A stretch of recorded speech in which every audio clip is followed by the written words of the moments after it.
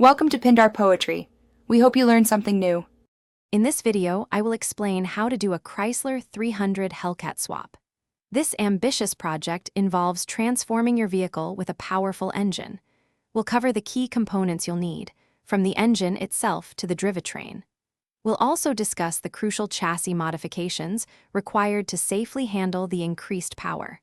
Finally, we'll delve into the complex world of electronic integration, ensuring all systems communicate seamlessly for optimal performance. The heart of this swap is, of course, the Hellcat engine and its matching transmission. It's often best to find a complete donor assembly to ensure compatibility.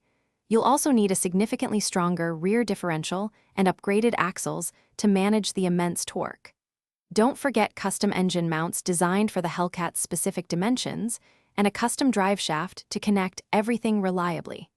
These components form the foundation of your high-performance build. With the power plant selected, attention turns to the chassis. Reinforcing the frame and suspension components is vital for safety and performance, especially with over 700 horsepower. Next, the intricate task of integrating the Hellcat's wiring harness and engine control unit, or ECU, begins. This ensures all electronic systems function correctly. Finally, upgrading your braking system with larger rotors and calipers is absolutely essential to safely stop your powerful new machine.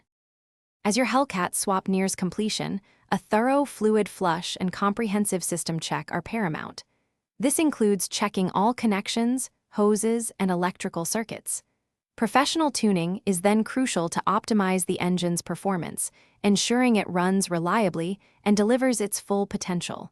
Remember to check the description for a link to the Echo Dot and other great deals. Finally, enjoy the exhilarating power and unique experience of your custom Chrysler 300 Hellcat. Thanks for watching. Consider subscribing if we helped you.